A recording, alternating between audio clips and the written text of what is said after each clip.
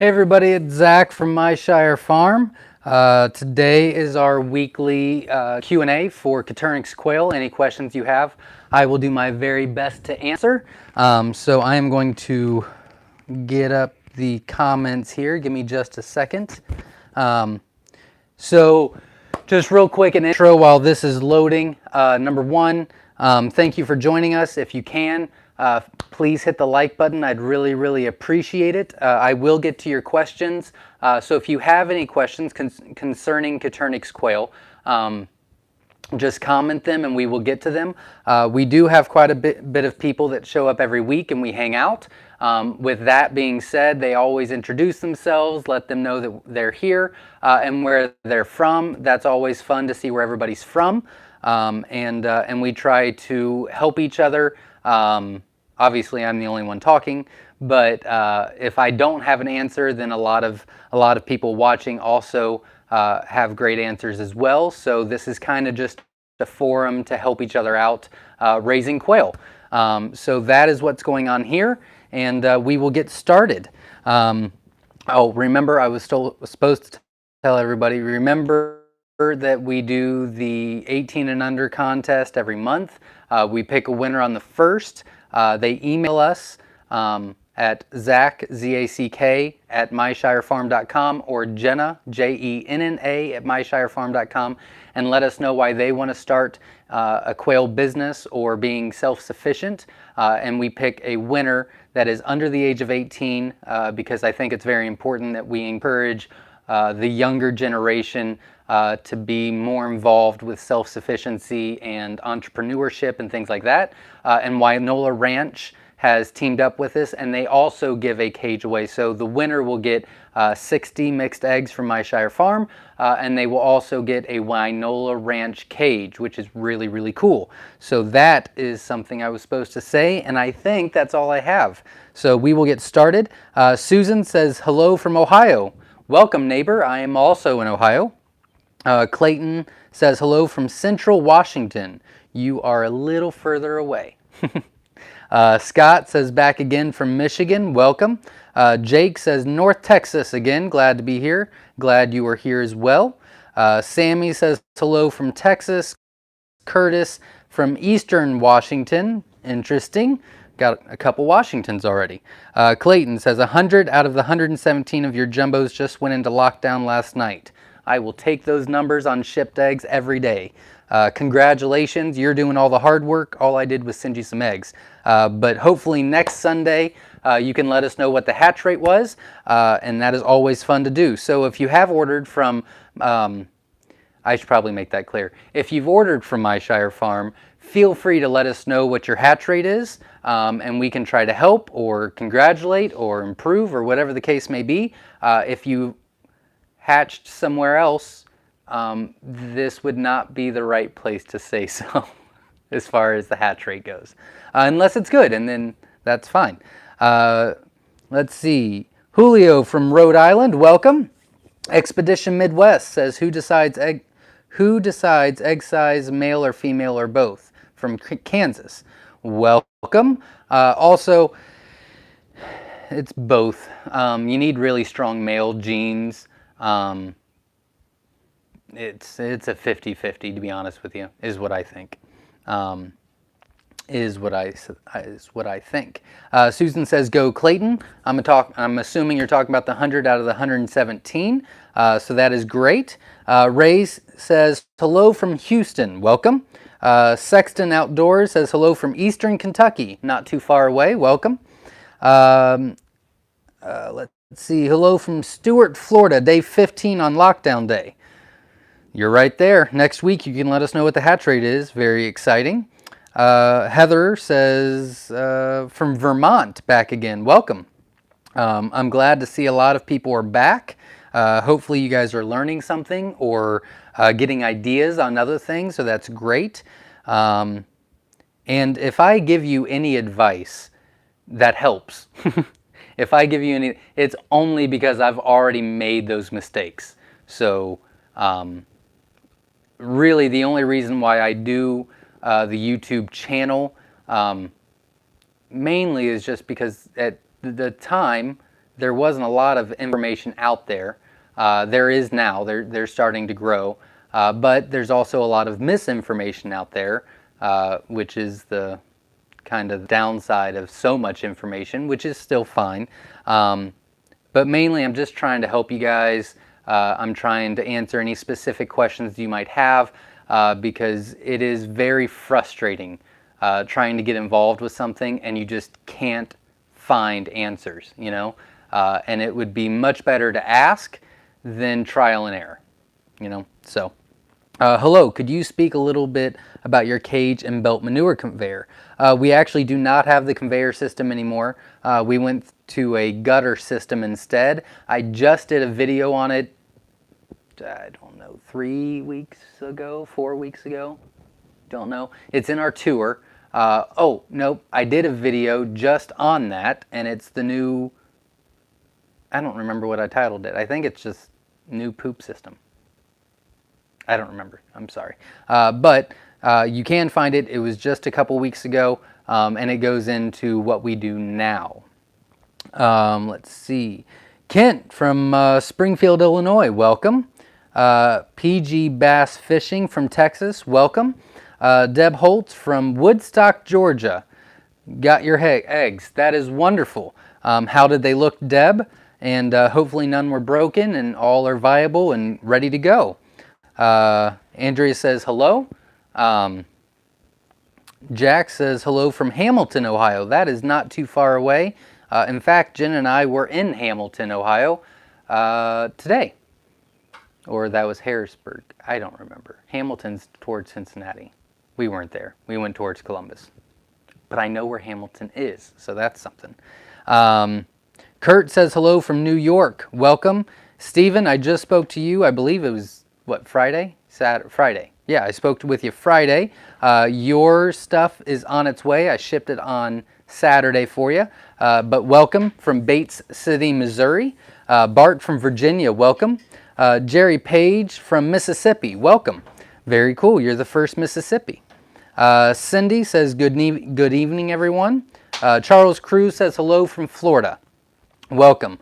Before I go any further, if you can, I see a lot of people watching right now, which is fantastic. If you can hit that like button, I would really appreciate it. Hit me with the questions whenever you have any, but it is always fun to see where everybody is at.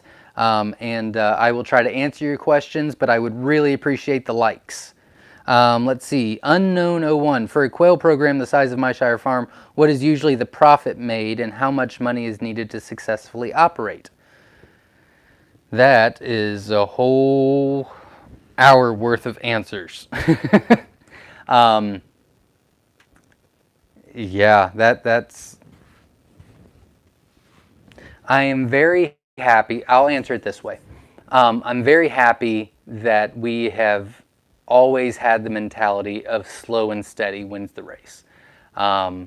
Because if I would have busted out and just had as many quail as I have now when I started, there's no way I would have succeeded. A lot of it was trial and error, and when you make a huge mistake and with 5,000 quail, that's very hard to overcome. When you have 50 to 100 quail and you make a mistake, you can get over it pretty easily. Much easier than 5,000, you know. Learned a lot along the way, and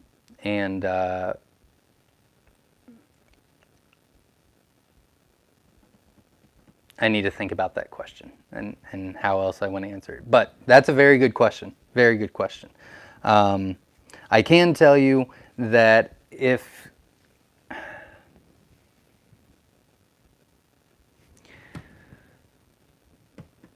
let's get some more questions. I will answer that, and I will answer it thoroughly, but let's do that at the end, just because it's a long answer, and I want to give you the right answer. But very good question.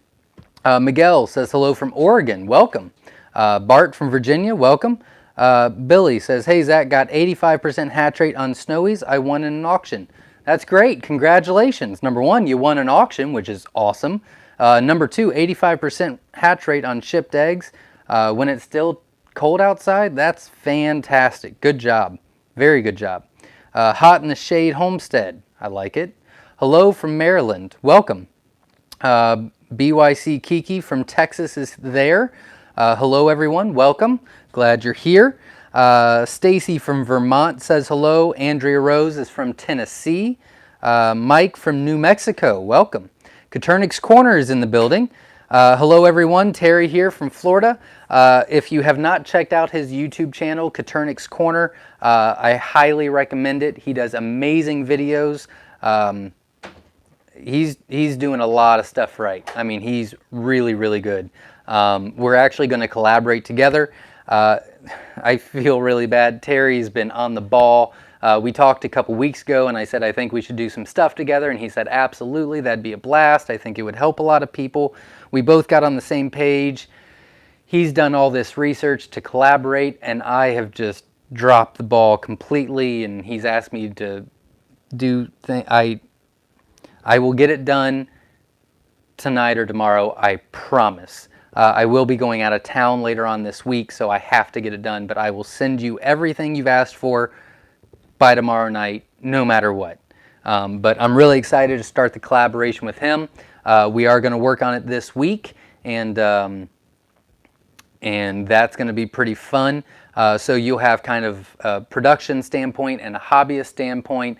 I think with talking to him and watching some of his videos, we're really on the same page about things, but having a different perspective as far as how many quail and things like that, I think it's going to be very beneficial for both YouTube channels, my YouTube channel and his, but I'm very excited about that, so I just wanted to say that.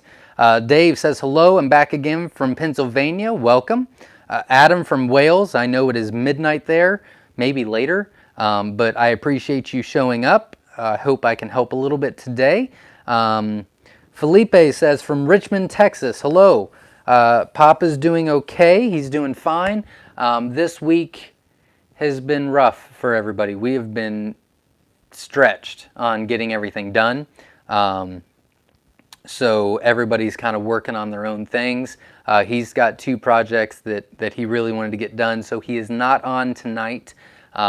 But I will have him on next week, I'm hoping, and we will get back on track. Susan says, hello, Terry. Gary says, hello from Franklin, North Carolina. Welcome. Terry says, greetings from North Carolina. Can you tell me if your gold Manchurians have the so-called lethal gene? They do not. I don't want to... As far as I know, the lethal gene for the golds is not in the States, as far as I know. But I don't get a lot of stuff in either, so I'm not, as far as I know, it's not in the States. Let's see. Hello from Western Australia. Welcome. Very cool. Profit-wise, what product is the biggest earner? That would be, I can tell you the largest seller is Jumbo Wilds. However, they also eat 3 times more because they're large. And I spend the most time with them. So as far as profitability goes, probably not. They're probably the largest dollar amount that comes in. But as far as profit goes, they're probably one of the last.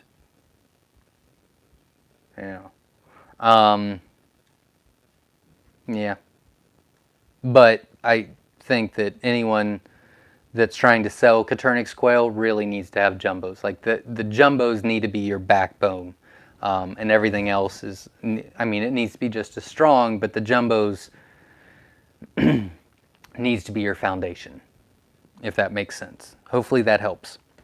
Washington, Missouri here. Welcome, David. By the way, we are watching from Quebec in Canada. Welcome. Very exciting. That's awesome.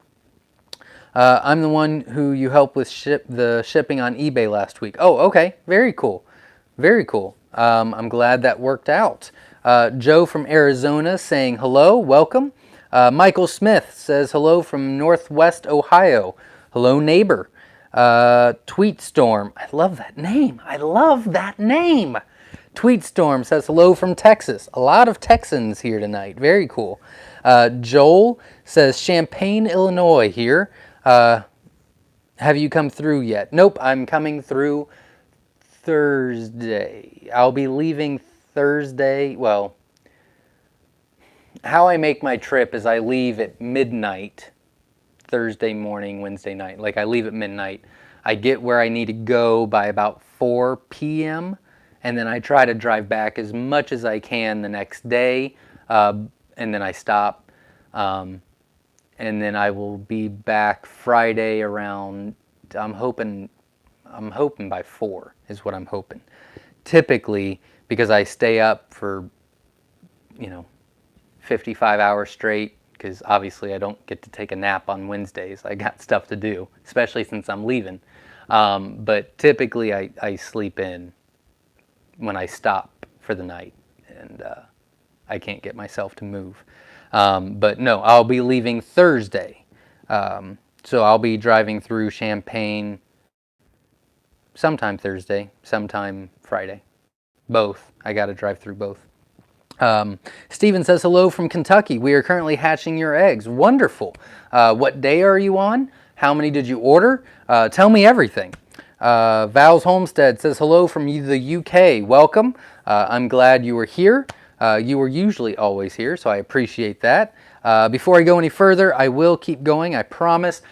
Please hit that like button. I would really, really appreciate it. And if you have any questions, start asking, and I will get to it, I swear. And the unknown 01, I think it was, I will answer your profitability at the very end, and things like that. I also think that maybe we should have a separate Q&A just on that, because there's a lot of aspects that go into that, and a lot of people are not interested in that, or that wouldn't help, but maybe we can set something like that up. So I will start thinking of that. Krista says, thanks so much for sending such great eggs. None were cracked. I cannot wait to see them hatch. Wonderful. Please keep me posted, whether you text me or you can do it on here on the next live video. My phone number is 937-760-7282. And you can feel free to let me know. I do try to hear back from as many people as possible, so I can update my numbers. As of right now, we're averaging a 73% hatch rate on shipped eggs. It's 72.9 to be honest, but I'm rounding up. Yeah, we're averaging a 73% hatch rate on shipped eggs, so the more feedback I can get, the better it is. So keep me posted one way or the other. Steven says, thought you was going to show us something about your brooder heater this week. I was. I don't remember what that was. If you remind me, I will get that done. Brooder heater. I don't remember that at all. I've noticed in the past couple weeks that my memory is just shot, so I apologize. But if you do have a question about the brooder heater or need to see a picture of it or whatever, feel free to text me, 937-760-7282, and I will send you a picture this week. Before I go any further, this week is going to be a little rough. So typically I work 12 to 15 hours a day. 7 days a week, because, well, that's just what it entails, which is fine, except for I'll technically be gone for 2 days, so it's a really short week for me, but the stuff still has to get done, so I will be working longer hours. George is going to be working longer hours. Jen is going to be working longer hours this week, but as far as messages go, phone calls, text messages, Facebook messages, emails, I will get to them. It will probably be a little bit delayed. I definitely can't answer them on Thursday. I will literally be driving until I just can't stay awake anymore. And then Fridays kind of be the same thing. So phone calls, if you have any questions or need anything, Thursday or Friday, I would prefer you call me. I've got the Bluetooth in the van hooked up, so I can always answer and try to help you that way. But as far as text messages go, we will be a little bit delayed on that. Ricky says, my name is Elijah Lee. I want to know when your Jumbo Brown will be back on the market. Me too, man. Me too. Well, That's a very good question. Right now I'm 5 weeks out. Right now. So I did take them off the website. I'm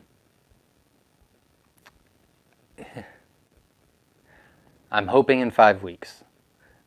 People are calling and asking to order in advance, which I am doing. But I really don't want anyone to order if they don't know the wait time, because I feel awful. I feel 5 weeks is a really long time to wait on eggs. So they are off the website. It's going to be 5.5 weeks, which just sounds insane to me, and I'm so very sorry. But it's the season, I guess. I have no idea what's going on. I've never been 5 weeks behind on it. But that's what's going on with that. I'm sorry. I wish I could help.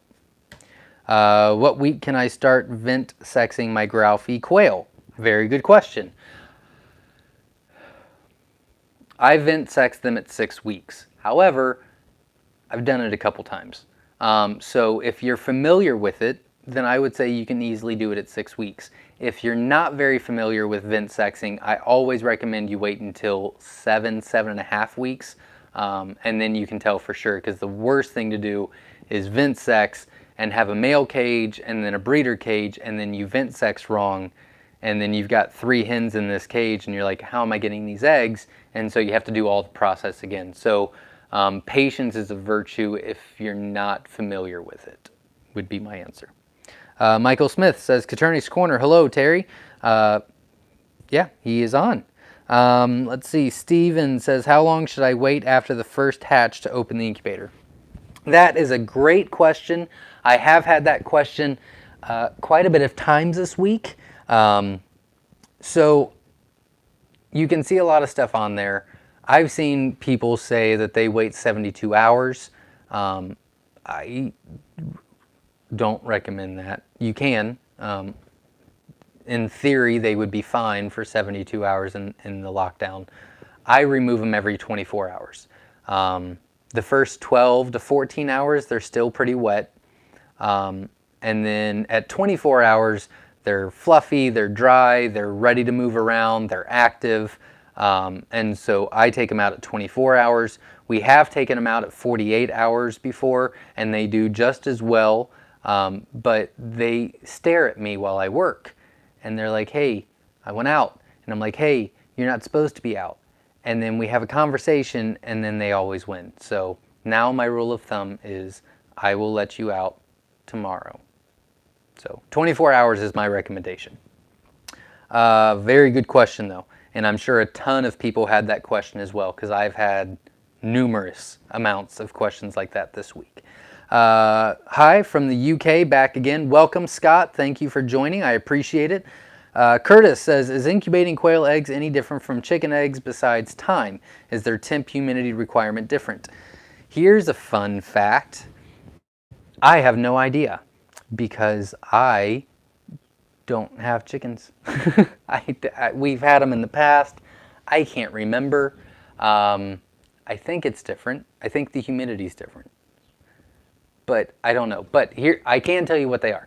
The quail is 99.5 degrees Fahrenheit the entire time, from day 1 to day, however long you leave them in there, day 20, day 18, whatever.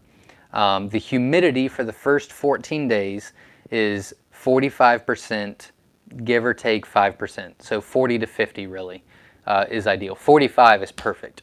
So 45% the first 14 days. They need to be rotated a minimum of 3 times a day. If you have an automatic turner, I would recommend you setting it for every 3 hours.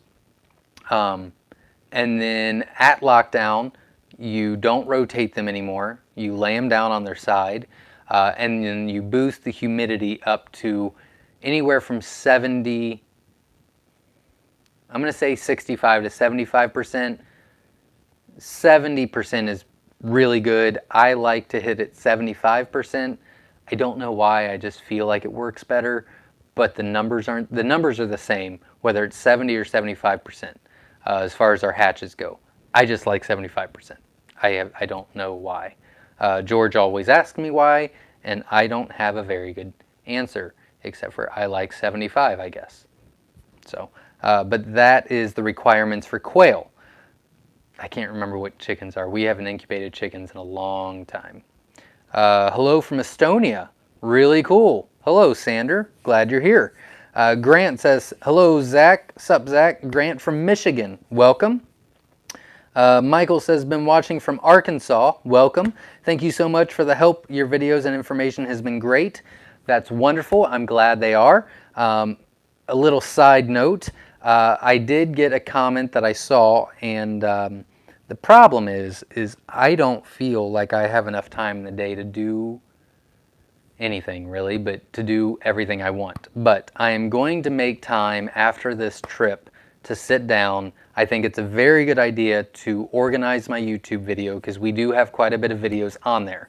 I'm going to try to organize them in sections, in clips, and I'm going to re-topic everything to try to help, because the whole reason why I started this was to help, and it's just there's so much stuff going on that I kind of just don't do it as well as I should. But I'm glad you're getting some help, and hopefully in the next 2 weeks it'll be much more organized on here, and it will help more. So I will get to it, I swear, as soon as I have time. As soon as I have time.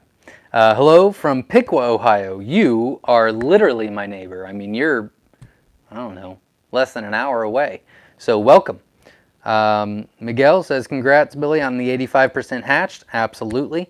Grant says, hopefully should be more people than normal. I've been spreading the word. Thank you very much. I hope they are, and I hope they're learning something.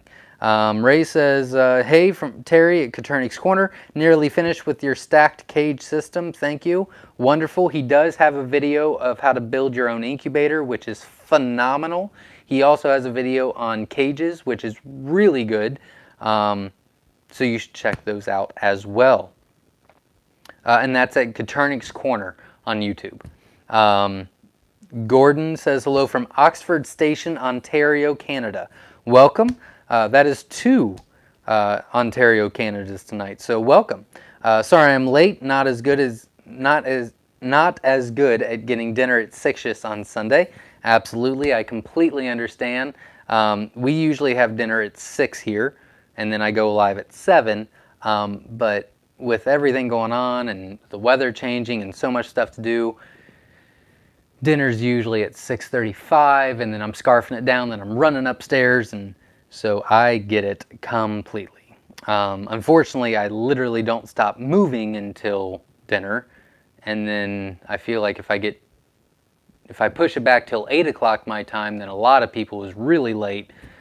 So I don't know. I don't know what the right time is. I don't know if this is the right time to do it to help or not. But I am trying. And I will be open to suggestions if you guys think a better time would work. Sundays typically work best for me. I could probably do it on a Saturday. That's about it. Everything else is pretty much scheduled at all times. Katie says, the 30 eggs that I got from you, 20 of them hatched. I feel pretty good about it. First time hatching. I have quail outside temperature going to be 106. Is it okay to give them electrolytes every day? First, congratulations on the 20 out of 30 hatch, which probably means that you ordered 25 and I sent 5 extra. So 20 out of 25, phenomenal. So great job on the hatch. Number 2, I don't know if I would give them electrolytes every day. I would do it once a week. If you really want to do it, maybe twice a week. But I wouldn't overstimulate them. But it's good that you are using electrolytes. I do recommend you using electrolytes because it's not harmful for them and it helps them. So yeah, I would say I would do one. I do one day. Well, I do one every 2 days a week. Or I'm sorry, I do one. One every other week is what I do. I give them electrolytes every other week. I have no idea why that was so hard for me. Wow. But yeah, once a week would be great. If you want to do it twice, I wouldn't do it every day though. E, simple and Simple and to the point. I like it. E says, hi from BYC. Welcome. One day, I will be back on BYC. I just don't know when that's going to be. But one day. One day. All right, so let's see. Jen says hello from Walla Walla. Welcome. Very cool. Heather Cole says suggestions on educating, promoting about quail eggs being healthy and superfood. Whew, that's a very good question. Yeah, it's kind of, you want to sell the benefits. So, you know, if you're watching this, you probably know the benefits already. I would always start with that. You know, a lot of chicken people, you know, raise the chickens and they don't know about quail, and then, you know, you're kind of overcoming the obstacle of the quail eggs being so small and the meat being so small, which is completely understandable. But then that's when you go into, yeah, but they are so much more healthy for you. Their production is phenomenal. Their feed is a lot less. You know, this, that, and the other. We have, I really don't sell eating eggs anymore, but I do have a couple of customers of mine that have started with us from the very beginning. And her kids are allergic to chicken eggs, but they're not allergic to quail eggs. So when she calls and says, I need, you know, eating eggs, she gets them. I mean, she's literally, I think she was one of the very first people to show up on the farm to purchase eggs from us when we had 50 quail. So I've got an attachment there.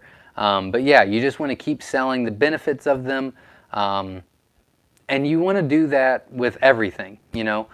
When I talk to wildlife reserves or reptile or whatever, falconers or whatever, I explain to them that their feed, the way they're raised, is for human consumption. So it's as healthy as it gets. We don't you know, treat the males and the hens differently. We don't have a group of things that we just give crap feed to and we don't care about and things like that. It's everything in the barn gets the same stuff. They're taken care of just like they would if I butchered them and ate them myself. So it's as healthy as it can get for them. So you can do that with everything. But very good question. Absolutely amazing question. I hope that helps. If it does not, please let me know and I can help in a different way. But I think that answers your question. When the eggs wiggle in the lockdown, do they need to be able to roll over? I have wire mesh in the bottom and not sure if they can roll sideways if they need to. No, they don't need to. I would highly recommend you give them enough space though. So our trays that we put into the incubator holds 220 eggs each. We could technically take that tray and put it into our lockdown basket and it fits. But I don't. I only put a half a tray in there because they need, if the more room you give them to lock down, the better the hatch is. So I don't know if some hatch out and then they step on the other ones, or I don't really know why, but I do know that if we put half a tray in, we get a much better hatch rate than if we fill the whole thing up. But they don't need to roll on their sides usually. Let's see, just liked. Thank you very much. If you haven't, please hit the like button. I'd really appreciate it. If you are learning something or your answers are being, if your questions are being answered or anything like that, hit the subscribe button, hit the like button, and then hit the bell so you get notifications on when we go live or post a new video. Just like, this is Kevin, texted you Friday about my order on eBay from Georgia. Welcome. I'm pretty sure I took care of you already. I hope. Friday was a long time ago. I'm pretty sure I helped already. I hope. If I haven't, please let me know. Friday was a long time ago. I'm sure I've taken care of it. Daryl says, hi from Ruby, South Carolina. Just wanted to correct my hatch rate from last Sunday. It was 78.33, not 73. Big difference to me. Sorry again for not so bad at all. Anyway, just keep up the great work. Thank you very much. And 73 and 78, they're both great, but I will take that 78.33 every day. That's great unshipped eggs. And I did talk to you during the week, and I've already changed my numbers on it. So thank you for letting me know. I appreciate it. Robert from Pennsylvania is here. Welcome. I'm actually cutting lumber for my first battery cage, Terry's design. That's wonderful. Great. Yeah, I really like his cage design. I love his incubator design. I think it's really cool. So that's very cool. Salvador from Puerto Rico, welcome. Hopefully Papa is taking care of you this week. I have not heard. Like I said, everybody's kind of doing their own thing this week to get ready for me leaving. But hopefully he'll take care of you this week if he hasn't already. And I did get your order, and it is on the ship list. It'll be a little bit, but it's on the ship list. So welcome, and I'm glad you're here. Tom, hello Zach. Tom from Goose Bay, Labrador, Canada. Very cool. Quite a bit. I'm going to start over. Quite a bit of Canadians on tonight. I don't know what my problem is with speaking today. I've been flipping my words all day. I don't know what's going on. But welcome. Krista, I already have people wanting to buy your quail that haven't even hatched. Good problem to have. Selling is ridiculously insane this year. Yes, it is. Chicks, quail, and ducks flying out of the barn faster than we can hatch them. I feel your pain. I feel your pain. It's a good problem to have, but it drives me crazy. I do a ship list, so I transfer over anybody that's purchased, I transfer over to my own list, and I keep that list in the barn, and then I mark names off as I go, and it drives me crazy seeing the same names constantly because, you know, there's just a lot of orders. But I'm not dropping the quality of the eggs, and I'm not dropping the breeding program. So I just got to be patient with myself. And to be honest with you, everyone that's purchased from us, almost everyone that's purchased from us, has been extremely, extremely patient and understanding during this time. So if you are on here and you have purchased from us and it took a while to get the eggs, or you're waiting on the eggs, I cannot express to you how grateful I am that you guys have really understood the situation. I don't know if it's the COVID thing. I'm sure it is. I really hope, not for sales, but I really hope that through this process, a lot of people get more interested in the whole self-sustainable thing, and really get involved with it and try to do something with it. You know, I'd love to see that positive note come out of all this. So I hope everybody keeps it up. Julio says, what has been your biggest size of the jumbo? What has been your biggest size on the jumbo wild? The largest jumbo wild I ever had was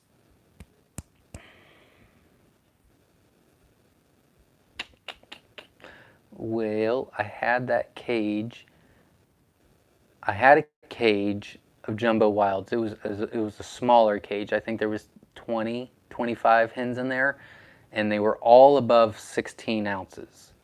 I think the average was like 17.2, but the largest I ever had, which was completely a freak of nature, was like 19.4. And I will never do that again. That was a horrible mistake. She was miserable, was not a very good layer, didn't move around much, did not have a long life at all. I shouldn't have done that. I shouldn't. So I don't breed them to be that big anymore. I'd rather them be healthy and a little bit smaller. We're still talking 14, 15 ounces. But I'd rather be them that size and healthy and good layers than to get the largest jumbo I can get. But that was it. What colors of quail has Myshire developed? It's not clear on your website which birds are your creations. It's hard to say. We work with a couple of breeders. and we kind of collaborated together.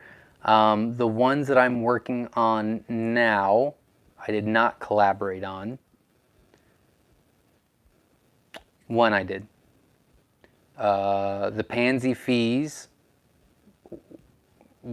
I've only been working on. The jumbo I'm working on, I have not worked with anybody else on.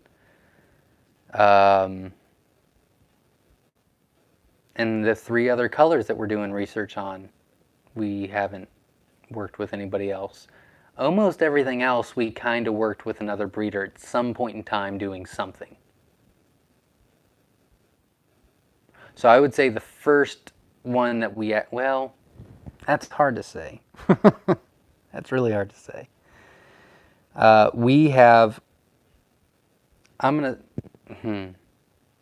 gonna say the pansy fee will be my first that I've done myself. But Jenna's done quite a bit of work on, the sex link thing, but sex link has been done before. That's a very good question. I'm going to say the pansy fees because I'm rambling and no one cares about all the stuff I'm saying. They just want to know the answer and I'm having trouble with it. So I'm going to say the pansy fees. Terry says, can you tell us about the lethal gene and how to avoid poor fertility rates? Very good question.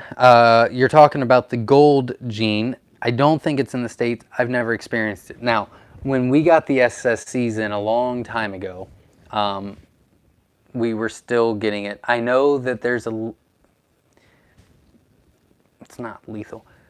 I have almost bred the albino gene out of our SSCs. The reason for that is because, number one, they were always really small. They hardly ever survive past week 2. They usually are always blind or have issues. It's just not a good gene, in my opinion. So I've almost bred that out of it. The way I've done that is if we ever have a hatch out of them that produces one of those, then we actually take each one of those separate and we'll put them in a smaller cage until I find the hen that is developing that. And we obviously don't use those eggs and we don't use the ones that hatched out of it and things like that. And it's just a slow process as far as that goes. And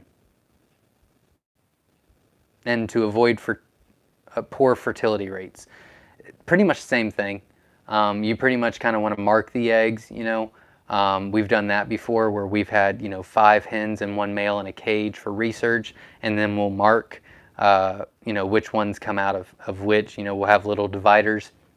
And so we'll have 1, 2, 3, 4, 5, and then, 2 or 3 hatches. We'll find out that 1, 2, and 3 every time.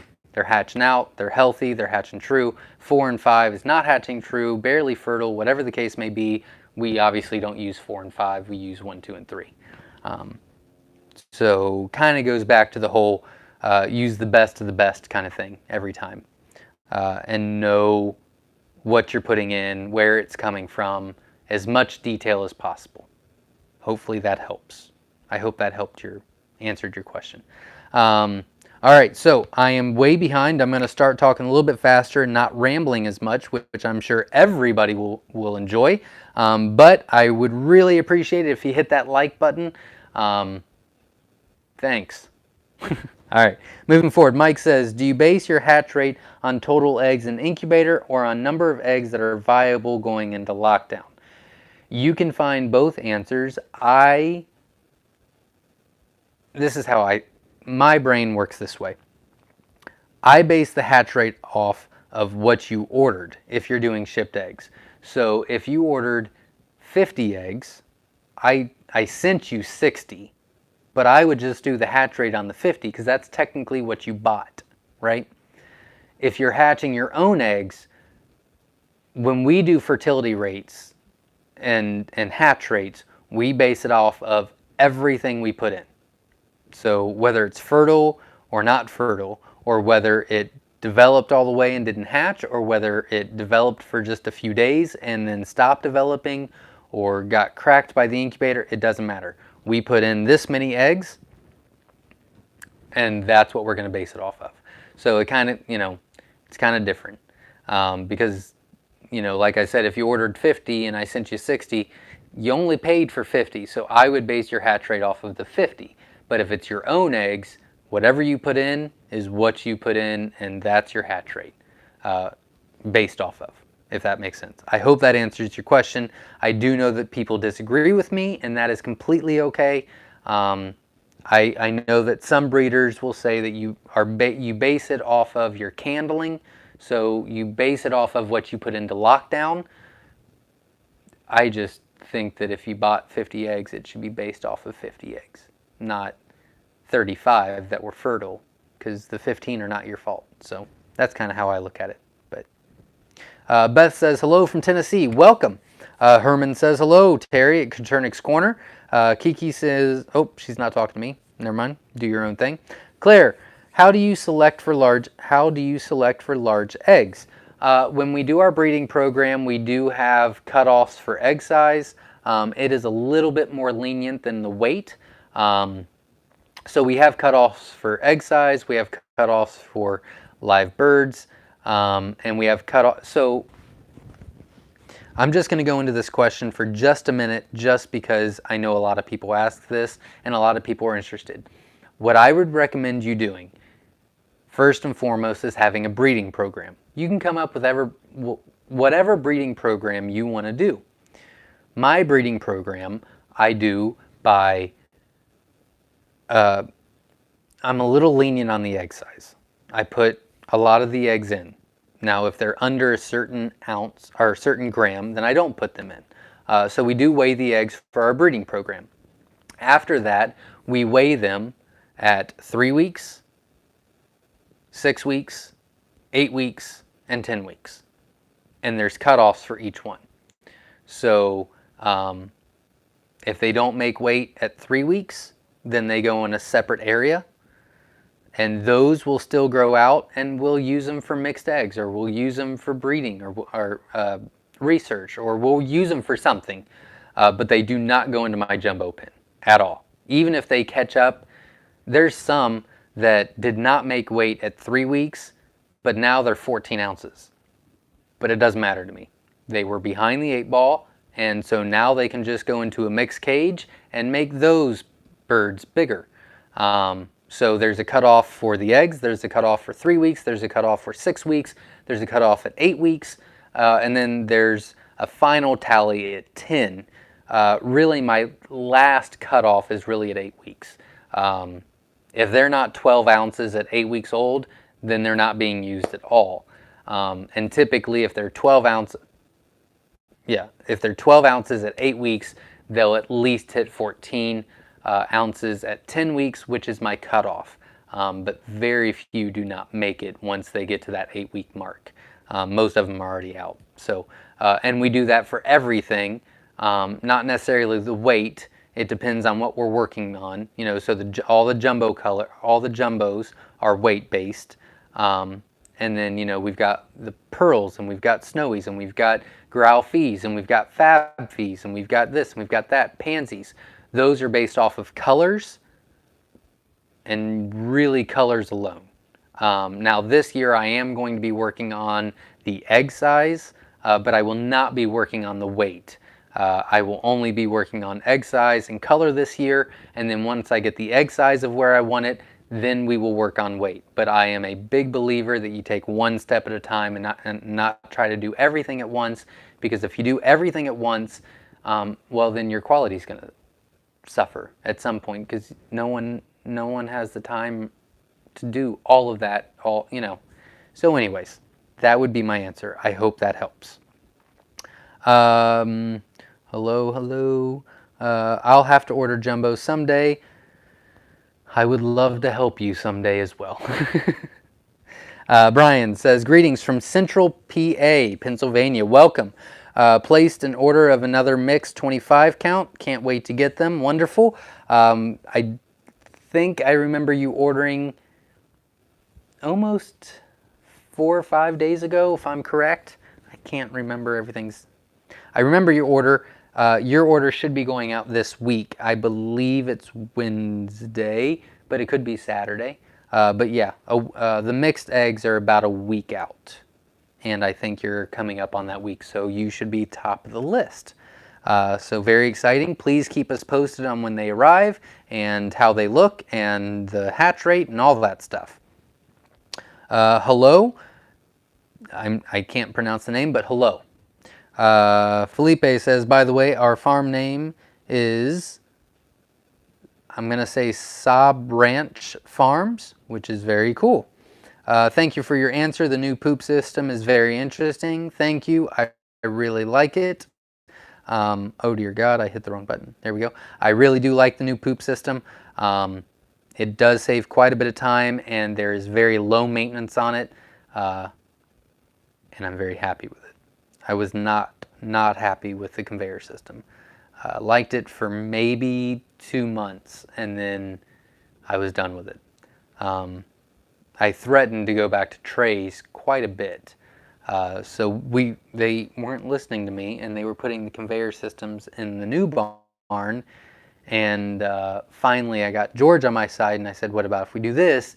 And then they went off of that idea, that concept. I wouldn't have came up with that idea, but I had a simple idea, and then they made it into reality. So I'm very happy about it. Wilson Mini Farm says, hello from Haines, Oregon. Welcome. Monday hatch 20 out of 30, 66% Rosetta, and 2 peeped but didn't hatch. How tall are your cages? Getting ready to build cages this week. Congratulations on the hatch. That is wonderful. And I hope that you are happy with the hatch. And I would highly recommend, Papa has done a video of our cage, of a cage that he builds on our YouTube channel that you can check out. Katernik's Corner also has a video about how he builds his cages, and they're both very, very good. I would definitely watch a little bit of both or all of them, and that should help and answer a lot of questions that you might not even have yet. But we give them 9 inches minimum is what we give them. But everything's a little bit different. Ariel says, hello from Tasmania, Australia. Very cool. Welcome. Just starting our own small-scale quail operation here, supplying eggs and birds. Congratulations. Love the channel. Lots of great information on your channel. Thank you very much. Good luck. And I hope that I can help at some point in time in any way that I can. But that is very exciting. So I wish you all the best. How do you track your quail in your breeding program? Do you put a numbered leg tag on them or something else? How do you track your quail in the breeding program? We sometimes. It really depends on what we're doing. Really depends on what we're doing. We use a lot of brooders. A lot of brooders. We use dividers to separate brooders into 2. We use not zip ties, we use the little clips, you know, they kind of snap in, snap off kind of thing, that are different sizes for different ages. You can find those on Wynola Ranch's website, wynolaranch.com. We use those. And then another process we use is the whole fingernail polish on the back of the head. So it really depends on what we're using and how we use it and what we're looking for. And yeah, I've got quite a bit of different systems. But all of those work. It just, I use them all is the problem. Wilson Mini Farm says, homemade cool incubators are great. Light bulb, fan, water sponge, and turners. Pretty much, yep. Sexton says, what would you get if you cross a silver with an autumn amber? You would get some fun stuff. You would get some silver and golds. You would get some feather sexing silvers. You would get autumn ambers. You would get silvers. You would probably get some golds. And it wouldn't surprise me if you get some roos, whether it's Egyptian or Rosetta or Scarlet. It wouldn't surprise me if you get those as well. You would probably also get some autumn ambers that were very dark tinted, and the under feathers would be silver. Would not surprise me as well. Good question. By the way, my eggs shipped in freezing temps and still great. Great job packing. Great job packing. Thank you. Wonderful. Do you have a hatch rate or did you just get the eggs? I would love to know. Wilson Mini Farm. Whoa, I'm super behind. I am so sorry. I will go faster. I promise. I'm going to step the game up right now. Okay. First and foremost, hit the like button. I'd really appreciate it. And then I'm going to move and go as fast as I can. What advice do you have for children raising quail? My 11-year-old son is interested and is watching. Well, first of all, welcome. Thank you for watching. I appreciate it. I'm glad that you're interested. What advice do you have for children raising quail? That is a very good question. Start small, and you got to put the time in. You got to put the work in. So it's a lot of work, but it can be really, really fun if you make it fun. And it can be really rewarding if you stick with it. So you got to have hard work, and I highly recommend that you sit down with your parents and you write goals. And if I were you, I would do a short goal, and then a medium goal, and then a long goal. So I would do like a week goal, and make it something really simple, because the more goals you hit, the more excited you get, right? So maybe your first goal could be, I'm going to feed and water them the same time every day. So I'm going to get disciplined, and they're going to get on a routine, because quail love routine. So quail love when you feed them at the same time every day, and you turn the lights on at the same time every day, and you know, whatever the case may be, they love to have a routine. So that could be your first goal, and you do it for a week and be consistent. And then your second goal could be, I'm going to hatch, and or I'm going to look up and I'm going to find out what colors I have, and I'm going to do my own research, and then, you know, I'm going to put a breeding cage together. And a breeding cage can be anywhere from 3 hens to 1 male, or 5 hens and 1 male. And then you want to learn as much as you can. So maybe your next goal could be, I'm going to spend 30 minutes a week on learning something new about quail. How to tell the males from the females, or how to tell the color difference, or how to tell the feathers differently from males to females, or what color quail are feather sexable, or whatever the case may be. And then your long-term goal could be, I'm going to make $300 on my quail eggs this year. You know, and start small, and keep having goals, and keep reading your goals to stay on track. That would be the advice I give you, which is probably a little bit too much advice, and I probably bored you already. So I apologize. Moving forward, how do you prefer to receive feedback? Email, text, or something else? Whatever is convenient for you, but if I had to pick, I hate emails. I hate emails.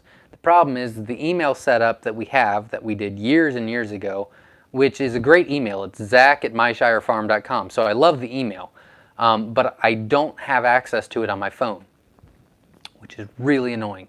So I have to come inside and get on the computer and look it up, which doesn't sound like it would be that annoying, except for when I come inside the house, I want to be done. And so it's always, I check emails once a day.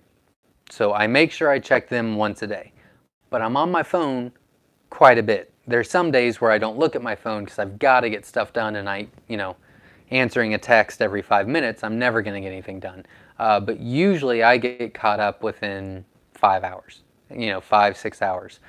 So if it's a really busy day, like Fridays are massive busy for me, we have a lot of stuff to do on Fridays, then usually I don't get to text or phone calls until about 3 o'clock.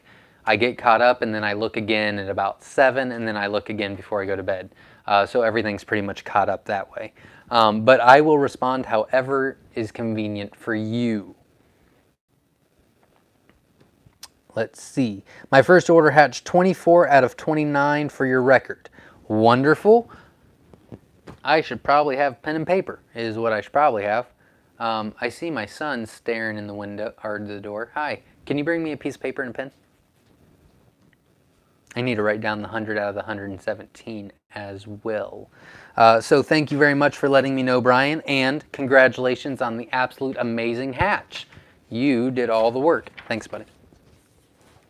100 out of 117 and 24, oops, 24 out of 29 and, oh, I already changed the other one. Okay. So thank you for letting me know. Grant, you talked about showing your heating element of the incubator. Oh, I did. Crap. I did do that. I did say that.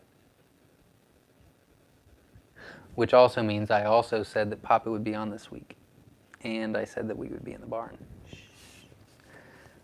Yeah, I am really sorry, Grant. I'm making a note now. Incubator heating system next week. Exclamation points. 3 of them. Okay, so number 1, it'll be done next week, I promise, and I'm so very sorry for not doing it this week. Second, if you're waiting on me to show you, you can feel free to text me and I can send you a picture of it. The number is 937-760-7282, but I promise you it'll get done next week. I remember now. I remember exactly what I was saying, and I completely forgot. I apologize. Crap. Sammy, can you please explain how Myshire quail egg shipment delivery works? For example, day they ship, how fast, etc. when you make a purchase. Normally, this is a very odd time, and I don't know exactly what's going on. But typically what happens is you order, and then we're usually between, depending on when you order, I would say jumbos are usually always about a week behind. That's typically what I run all year. So that's typically what that is. But everything else is within 3 to 5 days is usually when I ship it out, week at the latest. So they're always laid the same day. Pretty much how our system works is we ship out Monday, we ship out Tuesday, we ship out Wednesday. Thursday, Friday, we do not ship. There are some orders that we might collect on Friday, but very limited, depending on what's going on. Usually Thursday and Fridays go to the corporate orders because we have tried to ship on Thursdays, Fridays before, and they get held up at the post office. So we don't like to use those eggs to ship because they'd be sitting for 3 days, number 1. Number 2, I have to use eggs for our corporate accounts, so Thursday, Friday works perfect because we don't want to ship, because if I ship on Thursday, we ship on Monday, Tuesday, Wednesday, right? And then we ship on Saturday. If I ship on a Thursday, it'll get there the same time I ship on Saturday. So Thursday will arrive on Monday, Saturday will arrive on Monday or Tuesday, depending if it's 2 or 3 day shipping. We use USPS, the postal service, and we use priority mail and for eggs. Live birds we don't, obviously. Not all the time anyway. It depends on where you're located. Sometimes it's overnight, sometimes it's 2 day. It just depends on where you're at. So USPS, priority mail, and they are laid the same day unless told otherwise. There are some days where, for example, we've had, I don't know, 12, 15 orders this year, that's 1,000 jumbo eggs. Well, I don't get 1,000 jumbo eggs in a day. So they're 2 days laid, right? So 2.5 days. So if they order that, then I let them know that, you know, your eggs are going to be two days. Some of your eggs will be 2 days old before we ship them, which usually I don't think anyone's cared. Everyone's pretty much been okay with that. But usually I let you know. But if I haven't told you that they're going to be different days laid, it's because they're not. They're laid the same day as they're shipped out. Hope that answers your question. Kind of felt like I went a little long on that answer. I apologize. Moving forward, if you have not, I would really appreciate if you hit the like button. Really appreciate it. I'm trying to help. Really help me. Hit the like button. Thank you. Moving on. I'm working with Celadons, trying to improve my percentage of blue layers. How do you recommend I go about line breeding them? And when is it advised to add new blood? Very good question. Unfortunately, Nicole, I cannot help you with that question because I have not figured it out yet. I am working on Celadons. I've been working on Celadons for about 1.5 years. I'm working on hatch rate, not hatch rate, I'm working on hatching true so that the blue eggs hatch out blue egg layers. You know what I mean? I'm also working on specific colors because they hatch out all kinds of different colors. I'm working on that as well. I see progress, but I really don't want to give you advice because I'm not confident in it yet. But when I put them on for sale and I'm happy with them, I will be happy to tell everybody how I did it. I just don't want to do it too early because I have not figured it out yet. They're very tricky and they annoy me. And I've wanted to give up on them many times. But sometimes I just take a break and then come back to it. I ordered jumbos on the 16th. How far out are you on them now? Just curious. If you ordered on the 16th, then you would have ordered on eBay. Is what you would have done. So you would be, I don't know what today is. Today's the 26th. So that's 10. We're probably talking another 10 days. A week from Monday, maybe. I tell you what, if you want to text me, this was for Sexton Outdoors. If you want to text me, I can know. No, I can know. If you can give me till Tuesday, like in 2 days, call or text me, 937-760-7282. I will be in the barn all day with my ship list. I will be able to give you an exact date on when they ship. I'd like to get Monday's orders out, Tuesday's orders out, and then I can figure it out for you.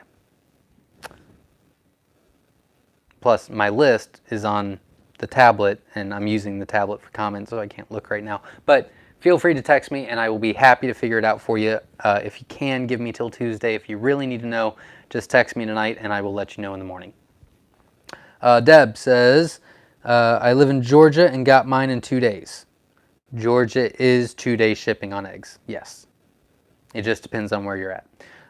Is there a difference between the cages that you use for the layers and the breeders? No, we use the same cage. Well, we use the same type of cage. They don't go in the same cage. No, we do, all of them are the same. The only difference in one of the cages is everything has an egg rollout. They're all slanted. But our grow out cage for our breeders, the cage, the door comes all the way down. It doesn't have an opening for the eggs to roll out so that they can't escape. And then we also use a Winola Ranch cage for our research cages, or for our research colors and jumbos. And that's obviously majorly different than everything else we have. But I really like the Winola Ranch cage, and it's perfect for what I want to do with it. Absolutely perfect. Ordered on the 8th, shipped on the 13th, received on the 16th, 25 Tibetans. I'm going to say it again. Ordered on the 8th, shipped on the 13th, 9, 10, 11, 12, 13, 5 days. That's about right. Received on the 16th, depending on where you're at, makes sense. 25 Tibetan. Yes, that is normally how it works. This time of year, it's nuts. If you ordered mixed eggs last year, let's say you ordered on a Monday at 4 o'clock, I would have shipped them no later than Wednesday. This year, if you order mixed eggs right now, I would probably ship next Tuesday. I just can't stay in stock right now. And I could probably get a lot more orders out, to be honest with you. But I can't. I have to keep doing the breeding program. Like, I have to keep taking eggs for me and putting them in so that we replace our breeders and increase our breeding program so that we can give you better quality in the future, and just keep improving. And if I don't do that, then I'm just going to do a disservice to people down the road. So I feel awful. I'm really torn about it because I'd love to just say no breeding program for a month. Let's get all these orders out, but I can't. So I'm struggling with it. But I promise you, if you are on the list, I'm doing the best I can. Salvador says you're doing great. Thank you. Appreciate it. Kind of a weird time to say that after what I said, but I'll take it. Thank you very much. Are you on BYC? I'd like to chat with you. So Felipe Sab, if you did not see that message, Texas Kiki on BYC would love to chat with you. If you don't know what BYC is, it's a backyard chicken website that's also kind of like it's kind of like a Facebook. Not really. It's more of a forum page where you guys can learn from each other and share stories with each other. It's really cool. I highly recommend you checking it out. They do have quail topics on there and quail groups on there. I'm not using the right language. Kiki, if you would love to join in and explain it, I will be happy to read it. I'm doing the best I can. I'm not the expert, I'm sorry. Sammy, thanks Deb. Holt's just worried with the hot weather in my area. We are averaging a 73% hatch rate, and the weather, if you have a good breeding program and you're shipping correctly and the eggs are fresh, weather's not that big of a concern. But I do understand a lot of people do think about that. And I would have too if I didn't have as much experience as I do. Have you tried to use a 1/4-inch mesh on the floor of the brooder to stop splay leg, or is it too fine to let the poop through? We did look at that. It would not let the poop through. It got very dirty.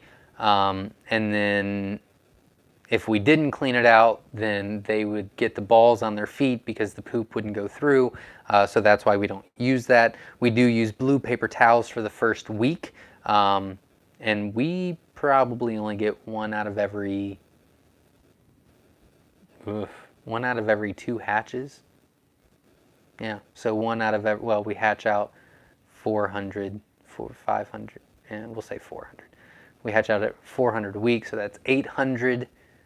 1 out of 800, maybe 2. We don't have a lot of splay leg. Oh my God, 72 hours. Please don't wait that long. 72 hours. Oh my God, I am super behind. Holy. Wow. If you have been waiting for an answer from me, I am so sorry. I'm going to stop messing around.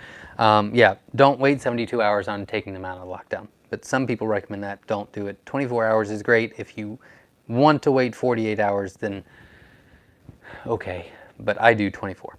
Gotta go early tonight. I will watch this later. Have a great week. Thank you very much. Appreciate you showing up. Can you recommend a way to automatically control the humidity in the incubator lockdown? I have the Rainbird temp controller and wonder if there is something similar but for humidity. There is. I don't know what it's called. It is in our video about the incubator, and I will write that down. Sorry to take more time. And I can show you a picture of it on the video for next week's Q&A, or you can feel free to text me and I can take a picture of it for you. Humidity control on incubator lockdown. The one we use, we do have some issues with as far as reading correctly, but we kind of manipulate it where it works for us. Candling video in the near future. I did do the candling video. Oh, but I never posted it. I did it though. God, dang it. Make myself a note. Post candle video. Crap. Wow, really sorry, everybody. Sorry. 2 out of the 84 jumbo wilds I hatched of yours had white feathers as the tip of the wings. Have you hatched any like that before? Can I breed for that trait? Oops.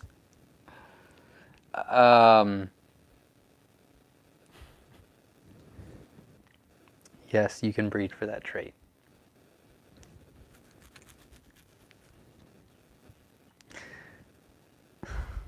They will get quite large, so I would keep them. Late but finally glad to catch a live on here in Conklin Forks, New York. Welcome, 5 days in incubation. It's been the longest wait ever experienced. I completely understand how you feel. I still feel that way sometimes, especially when we're doing our research, and it seems like every day is an eternity. And you just feel like they're never going to even get to lockdown. So I completely understand that. I wish you the best of luck, and let us know how it goes next week or in the next 2 weeks. Susan says, my turner keeps knocking the egg sideways. Is that an issue? It can be. It might not be. Depends on how hard they're hitting, or if they're just kind of shifting. If they're just shifting a little bit, then no, it's not a big deal. If something's hitting them and moving them, then yes, I would do something about it. But if they're just kind of rocking and kind of going back and forth, then no, it's not really an issue. Misty Moore, I don't know if I hit something. Your message was retracted. If I did, I'm very sorry. Feel free to ask again. I really used to say that I used to try to keep this under 30 minutes, and then it went to an hour. And now I'm way over that, and I'm so very sorry. I know everybody's got a lot of stuff to do, and they don't want to be waiting on me to answer your question, and I'm so very sorry, but I'll get to it. I'm sorry. Finally, able to see you guys live. Have you used 1/4 inch the growing? I just did answer that in case you weren't on. The 1/4 inch mesh doesn't work for us, because the poop doesn't go through, gets all over their feet, makes a huge mess, creates balls on their feet. 1/2 inch works best for us. We're watching from New Jersey. Welcome. Any suggestions for an 11-year-old raising quail? I did answer that already, which is interesting. That's a weird question to get twice. Cool. I'm glad young people are watching. I did answer that. I hope you watched it. If you did not see it, please let me know, and I will definitely re-answer it. It's just kind of a longer answer, and I don't want other people to keep waiting. But if you did not hear it, then please let me know, and I will be happy to reiterate it again. Grant P, hey guys, that sell online, eBay is starting to flag for not starting auctions, stating auctions are pre-sales. Told me that pre-sale has to be in the title and clearly stated in description along with an estimate. Told me that pre-sale. I've never done a pre-sale. I didn't even know you could do pre-sales. Interesting. Same here with the egg turner. I sure hope it's not an issue. Again, if it's just rocking back and forth a little bit because they're bigger, it's not a big deal at all. If something's hitting them and kind of moving them, then it can be a big deal. But just let me know. Are you in Walla Walla, Washington? Oh, nope, not for me. Sorry. Hey, Zach, Misty from Missouri here. Welcome. I'm sure you remember me. Day 16 of incubating my 2 batch from you. So far, so good. As of right now, I have 5 pips from what I can see. Thanks for everything. Wonderful. Please keep me posted. I'm very interested to see how those go. So we're looking at tomorrow. You should have some hatches tomorrow. Very exciting. Good luck. Let me know. I'm very interested, really. Sammy says, I like the time. Prairie Creek, humidity should be 75% during lockdown. However, in a small incubator, after the hatch begins, the humidity will climb drastically, sometimes in the 90s. Will this hurt? 90s a little high. 90s a little high. So if that's the case and your humidity does jump that much, maybe do 65. And then it could jump to 80, which is okay. 90 is a little high though. Evening from Virginia, welcome. Glad you were here. Emma Hope. Mark says, my first ever chick has just broken through the shell. Very excited. Congratulations. Good luck. I hope you get a great hatch. My humidity dropped to 28% last night for about 4 hours. Will it be okay? Are you still in the first 14 days PG bass fishing? What day are you on? If it dropped to 28% for 4 hours during lockdown, it will affect it. If it happened during the first 14 days, you should be okay. Congratulations, congratulations. Scott, what age can I give my quail veg treats? I don't think we give them anything until they're 3 weeks old. I know we don't. Nope. So 3 weeks is when we start. BYC is great. I have an account and have been asking a lot about quail on there. Very helpful people. They really are. BYC is an absolute amazing forum and just community for really great people. I've had a lot of great experiences on there. I just don't have enough time in the day. I'm always moving. Any suggested sources or recommended authority to consult for educating myself on genetic basics? There are a couple genetic groups on Facebook. Quail. I don't know the names of them right now. But there are a couple. There's Quail Colors and Genetics. Maybe you can look that up on Facebook. I think that's what it's called. It's something close to that. They're pretty good at genetics. That would be my recommendation. I am on day 4. I think you'll be okay. In fact, I'm 97% sure you're fine. Don't stress. Everything's fine. You're good. Good day from Australia. Welcome. Seriously appreciate your time and effort spreading knowledge, the bulbs, and your brooders. They look like 150-watt blue floodlights. At what day do you give up on hatches? Day 22. They are 125s. I used to use 150s. I used to use 150s in the old barn. So if you did see one, we might still have some left from the old barn. But everything I bought since we moved to the new barn is 125 watts. And what day do you give up on hatches? I give up on mine on day 21. I get rid of them on day 21. I caught myself when I was going to say more, but then I was like, I answered the question, so just shut up and move. Doug. Hello, Zach. The mails I got from you are doing great. Shipped to North Carolina in 2 days. Need jumbo eggs when you can. I am very happy the mail showed up. Congratulations. I'm glad they're all good. And I would love to be able to send you some jumbo eggs one day. Right now, I'm 5 weeks out. So I'm very, very sorry. And I feel like I say I'm sorry. And I'm sorry for the inconvenience probably 30 times a day. So I really am sorry. I feel really bad. When you started, did you weigh your babies weekly before changing to when you do now? We are just starting and have Fab and Sparkly. Week 1 average is 1.9.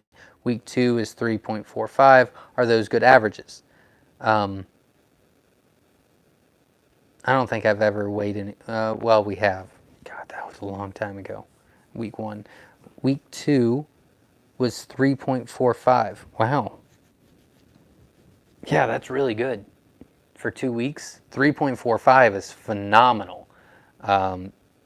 Very good job. Jen, that's really, really good for non-jumbos. So congratulations. Keep up with the feed. Make sure they have plenty of feed and water, and I will be very interested to see what they are at 4 weeks, and I'm very interested to see what they are at 8 weeks. But they're pretty large. That's great. And Jennifer, hello from California. Welcome. My chicks just started hatching today, and they are pecking each other. What should I do? If they just hatched, I would assume they're still in the incubator or the lockdown. Typically, they just kind of play with each other a little bit. They're not really violent at that age. So I would watch them. That's a little... Usually they're just like trying to figure everything out. But usually they don't do any damage to each other that young. Stan from West Texas, welcome. Thank you for joining. That wasn't towards me, so I'll move on. Prairie Creek, any idea what the feed conversion is for a jumbo wild hen for egg production? That is, how many eggs can be produced for a pound of feed? I don't have those numbers. I do have them in my big binder.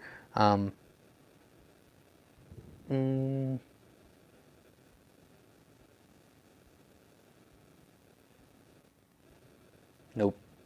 Don't know at all. It's written down, though. I don't know. I'm sorry. I apologize. If anybody else has done the math, you are more than welcome to answer. Same here. I can't keep quail right now. I just hatched a batch, and I've already sold more than half of them at a week old. Yeah. Yeah. Yeah, I've actually... We've luckily... Not luckily. How do I say that? A positive way to look at it is some of our corporate accounts have not needed the eggs or as many, so I'm able to put more eggs towards the orders, which is a plus. And then I am not selling any chicks right now. We only do chicks for farm pickup. I am doing a few, but I really am not encouraging the whole day old pickup. I took the ads off of Craigslist and things like that so that I can grow them out and ship them out, because a lot of people that are not near me are in a huge need for breeders and teens and things like that.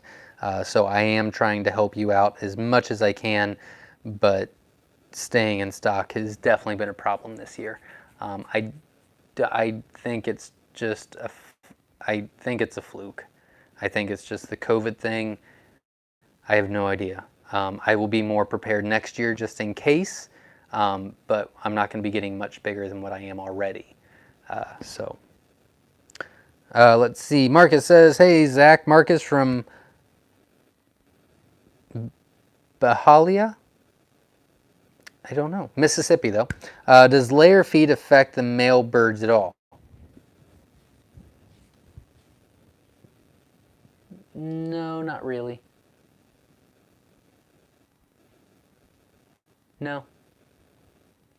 No. I don't see a change in them at all when I switch feeds. I'm going to stick with that answer. I've not noticed any change when I switch feeds with the males at all. Good question. Very good question. I had to think about that. I've been waiting on Scarlets in a breeding set. You think you are worth the wait. Well, thank you very much. I appreciate that. I tell you what, Beth, I can't guarantee it. I possibly, maybe, maybe, might have some Scarlets this week that are live birds that I could ship. Maybe. I do inventory every Friday. They have been off the website for quite a while. I am shipping all of them out on Monday, and I am off my wait list. I have one person on there, and I've already talked to them. So I have one person left on there that's waiting for next week because I didn't have enough, but that's one order. And so that means this coming up Friday's hatch, and then the next Friday's hatch, and the next Friday's hatch, all those, because they're a week apart. So I am completely caught up. I am not putting them on the website yet because I do have quite a bit of people that has contacted me, and I've told them to call back. So I don't want to put them on the website and sell them, and then they call and I go, oh, I already sold them. So this week I will not be putting any on the website, but if you want to contact me, Saturday would be better for me. 937-760-7282. I might have a set for you.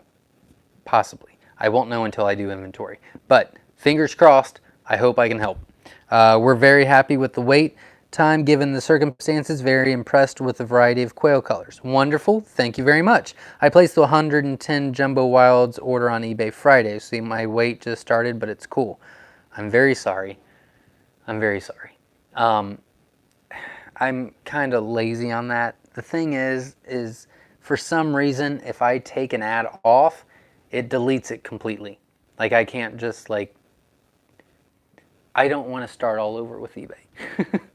So I put them on a 20 business day holding time so that people on eBay, when they purchased, knew that it would be at least 4 weeks before I could ship.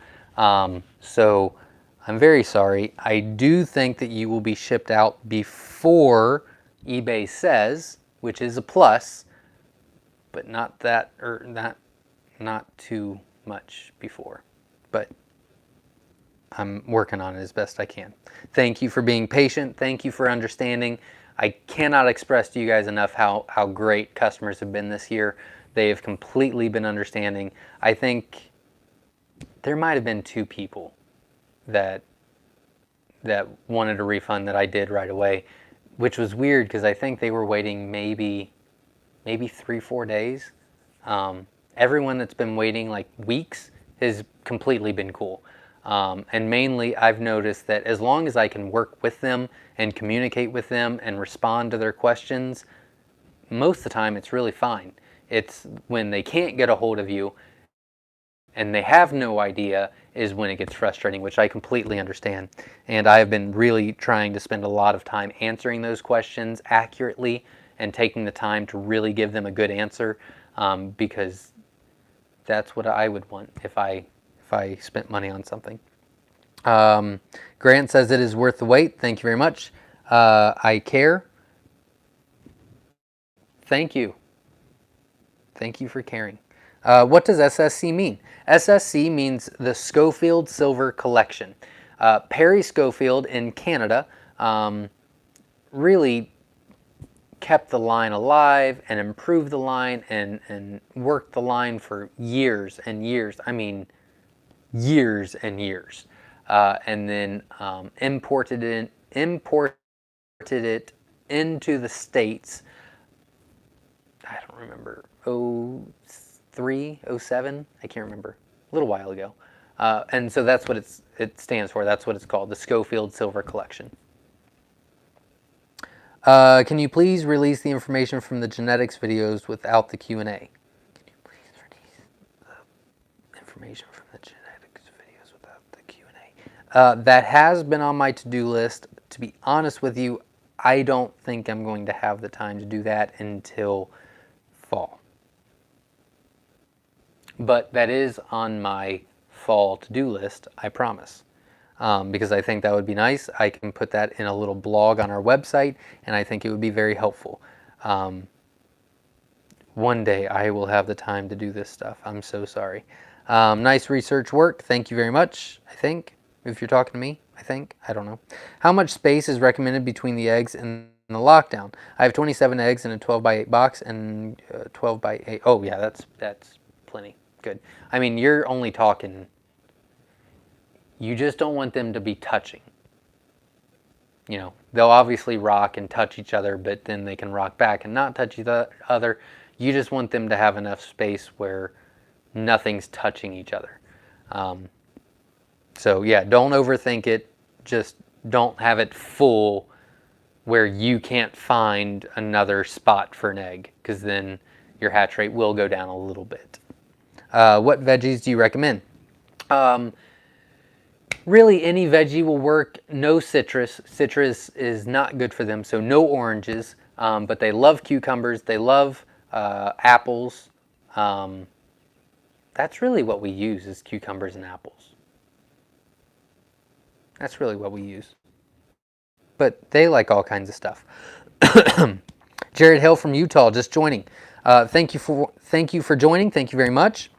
I will say it again, if you have not, if you're watching and you have not hit the like button, I would really appreciate if you do that, and I will answer all your questions. So here I go. Do Pharaoh always hatch all Pharaoh and some with English white, or might I get lucky with some other colors? If you are ordering from us, 99% will be Pharaoh. There is a possibility that you will get a white in there. There's also a possibility that you might get an Egyptian in there, because I worked with them quite a bit to get the Egyptians up to jumbo size. So might get an Egyptian, you might get a white, but very rarely. Most of them, 99% of the time, they're all going to be Pharaoh.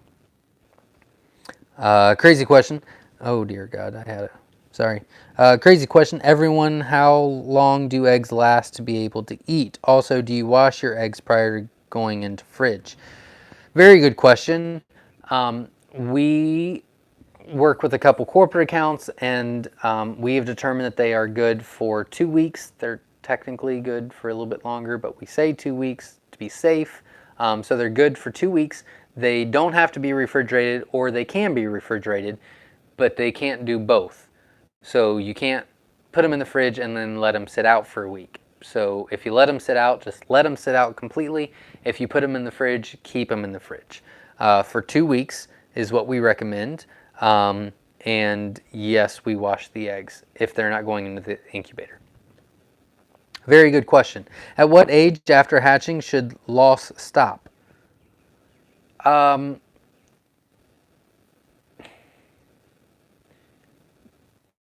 Very good question. Usually after day 5 is usually when the critical period is off. You typically don't see any more drop-offs after that. Maybe sometimes one, but really day 1 to day 5 is the critical time, and after that they start doing really well. Hello from Huntsville, Texas. Welcome. Ordering my incubator tomorrow and will be wanting jumbo wild eggs soon. Thanks for all the great videos. Good luck. Congratulations. And I am excited that you are excited, and I'm excited that you are getting involved. So I wish you all the best. Jared, how do you identify the chicks so you can track their weight from week to week? How do you identify the chicks so you can track their weight from week to week? I put them in groups. So like our breeding program for the jumbos, they all go into brooders together for the first 3 weeks, and then we weigh them all and we separate them all, and so we'll have areas over here for what did make weight in the weight range, and then the middle of the weight. So I'm just going to do simple math. Let's just say we want them to be 5 ounces at 3 weeks old. So anything that is 5 to 6 ounces go in the middle brooder. Anything that's below 5 ounces goes into the brooder over here, right? And then anything that's over 6 ounces, like an overachiever, go into this brooder. So then we have the best of the best, the middle of the line, and the ones that shouldn't be jumbos. Those are taken away, and then we start again, and then we move forward with that. I hope that answers the question. I watched your video 2 days ago. Thank you very much. I appreciate it. Cheap free versions to identify chicks for tracking info on them. Cheap free versions to identify chicks for tracking info on them. cheap free versions to identify chicks for tracking, and I kind of answered how we do it. If anybody else tracks them in a different way, you're more than welcome to share. Hey everybody, Michigan here. Welcome, Ben. Thank you very much for joining. The eggs were ordered from you, should begin hatching tomorrow. Congratulations. Yay. See, told you. Congratulations. If we breed any of these hatchlings with one another, is it considered inbreeding? Or do these eggs all come from different parents? All the eggs come from different hens. We collect eggs daily and ship them out the same day they're shipped, so we never ship two of the same eggs unless told otherwise. But I haven't had that for a little while, so you would not be that. So they could possibly have the same dad, maybe. Depends on what you ordered. They could, maybe, possibly have the same dad. They definitely don't have the same mother. Inbreeding is not really an issue considering our breeding program. So like if you ordered silvers from us last year and you ordered, well, let's just do jumbos. If you ordered jumbos from us last year and then you ordered jumbos from us this year, no problem. There's no way that's inbreeding with the way we do our process. No chance. Same thing with any other color. Now, if we only have one cage of things, then that comes a little bit tricky, but we also have a different process for that. So no, you don't need to worry about inbreeding. Long story short. Very, very good question, though. Very good question. Thanks for all the great information. Thank you very much. You encouraged me to start selling, posted an advertisement yesterday, and sold out within 12 hours. That is awesome. Congratulations. Thanks for the extra push of encouragement. Big respect from the UK. Congratulations. I'm very, very excited to see that. I'm very excited to read it. I'm thrilled for you. I hope that you just continue to grow until you don't want to grow anymore. I'm very excited. Congratulations again. That's very, very awesome. Hello, Zach. How are you doing? Where do you get your shipping phone from?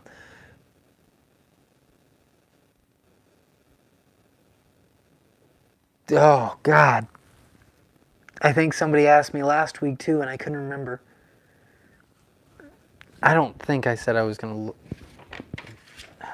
Shipping phone. It's in my phone. The contact is in my phone, but I'm using my phone to do this. Shipping phone. I don't know. I haven't used the company in forever because I just talked to the guy.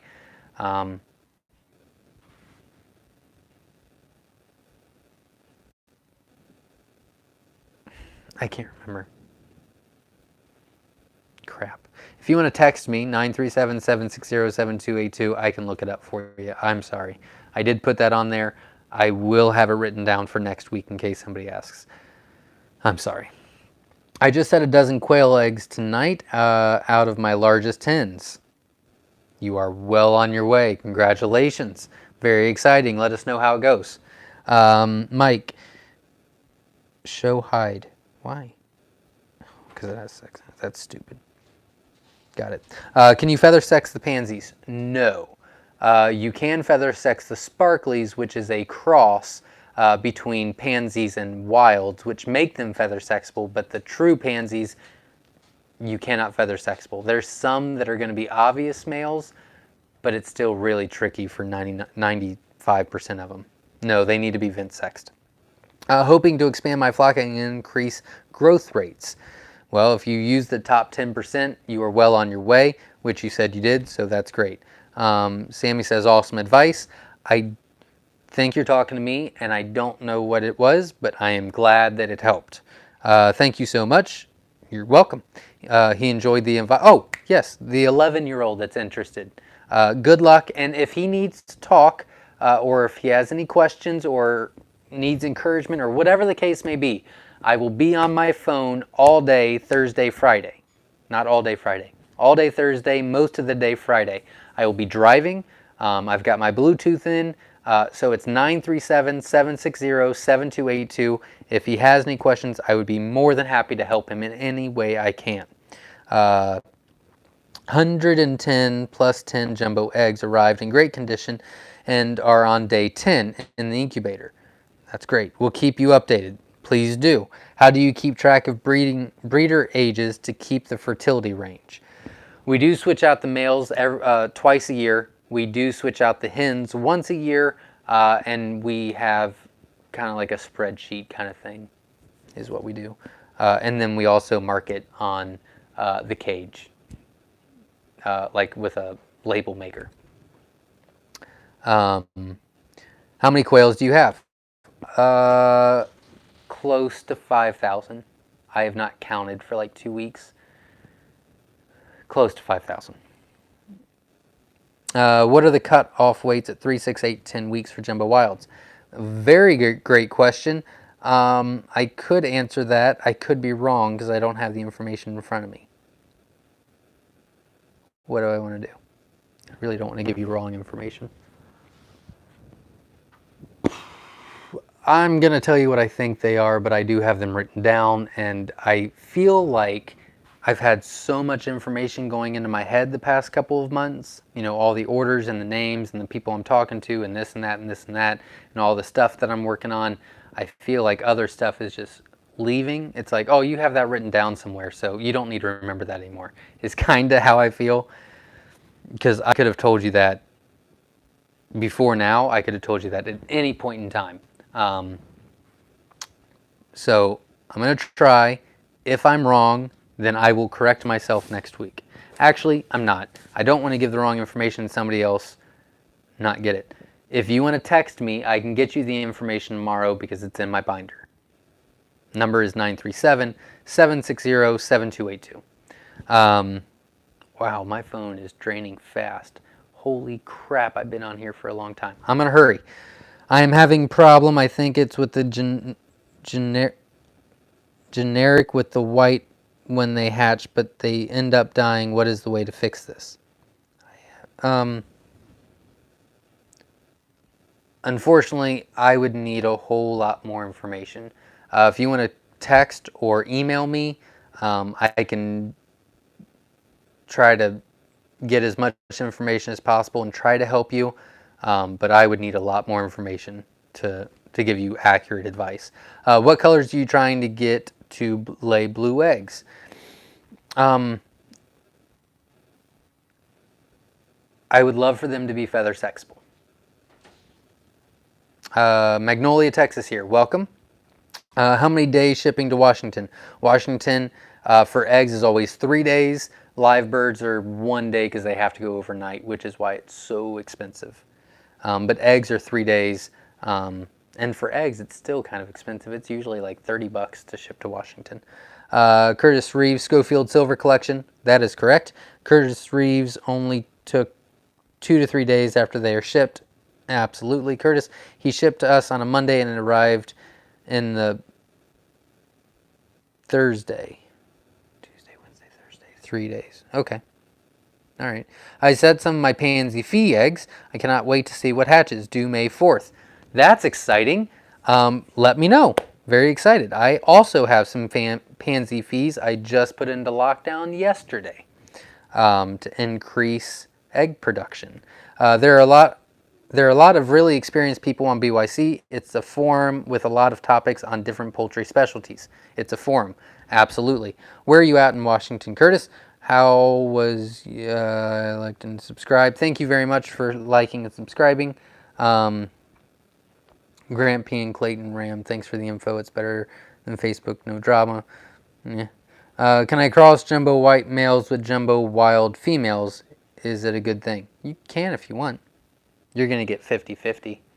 You're going to get 50 whites, 50 wilds. But you can. What is up? Hello. Thank you for joining. Lots of good candling info links on BYC. Texas Kiki is candling expert. Ha ha ha.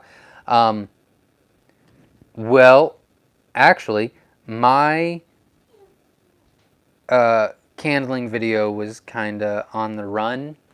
Wasn't the greatest video. So if Kiki, if you have a good candling video, if you want to send it to me, I will be happy to post it. I mean, I'll post mine. It's not the greatest, but I'll post mine.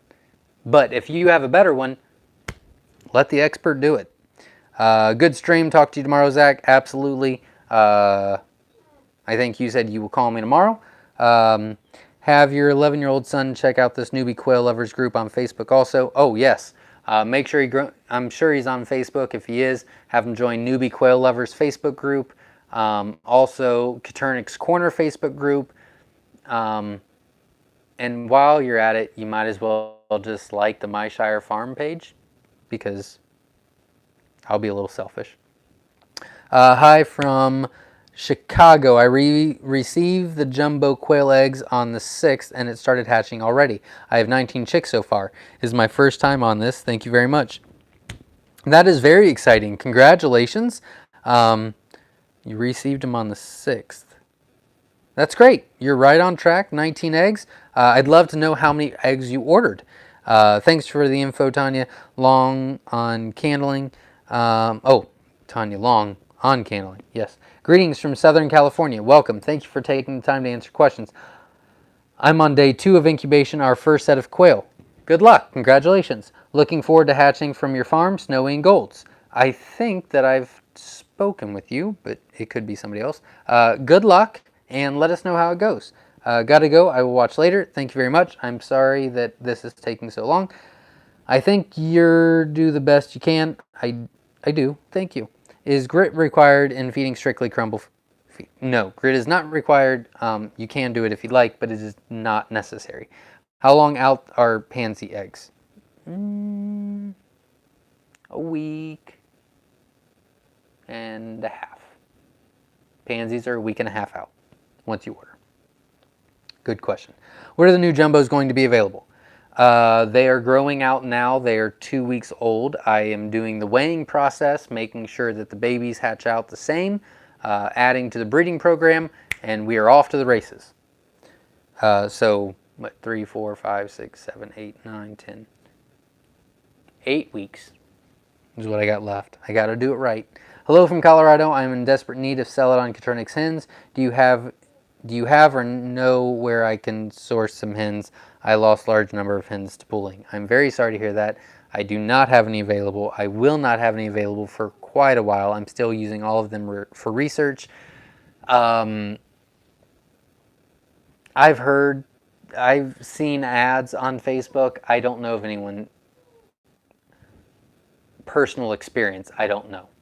I don't want to recommend somebody that I don't know for sure, unfortunately. But if somebody else has experience with Celadons from another breeder and you had good success, feel free to let them know where you got them, and they can go there. But I have not had actual experience with another farm with Celadons. When was the last time you ate cheese? I don't know. Let's see. In 5 or 6 weeks, I think he said. 3 jumbos per square foot. 3 jumbos. I would do 4 jumbos per square foot. You could probably do 3. I would do 4. I would recommend 4. How long is the wait for live jumbos? Oh, live jumbos are a long time. I'm 5 weeks out on jumbo eggs, so I can't put any eggs into the incubator for jumbo wilds to sell at least for 5 weeks. We're going to say 6 weeks just to give us a buffer. So then they're in the incubator for 2 weeks. So that's 8 weeks. And then they got to be 3 weeks before I can sex them out. So 9, 10, 11. Yeah, 2 months. No. 4, 8. Oh my God, 3 months. Wow. That stresses me out so much. Oh my God. A long time. It'll be a long, long, long time. I'm very sorry. I have used colored zip ties to identify chicks. You just have to make sure to remove before they outgrow them and replace with appropriate leg bands. Very, very good point. Very good point. I have made that mistake before, which is why I really don't use zip ties anymore, because as you can see with all the notes that I said I would do this week that I didn't do this week because I didn't remember anything, my memory sucks. So, how much drop for egg rollout and size of gap for jumbo eggs? I don't know. I did know. I think it's written down, but that's a Papa question. Unfortunately, Papa could not make it this week. I barely got up here in enough time. He is still, well, he's probably not working now, but he was still working on his project that I will let him tell you about. It doesn't have anything to do with quail. It is a farm project, something that he really wanted to build, which is really cool. But I'll let him explain it to you next week. But he will be here next week. It's been a crazy week. Thanks so much for your videos and help. Thank you very much. Again, I will update and improve and organize the YouTube channel within the next week or two. Sorry. So I will do that as soon as I can. 4.5 ounces at 3 weeks, 8 ounces at 6 weeks, 10 ounces. Yeah. Those are the numbers. 4.5 ounces at 3 weeks, 8 ounces at 6 weeks, 10 ounces at 8 weeks, 14 ounces at 10 weeks. Processing age. I don't know if I told you that before, Grant, or you just had the same numbers that I did, but those are the exact numbers. So whoever asked what the weights were for the jumbos per age, that's it.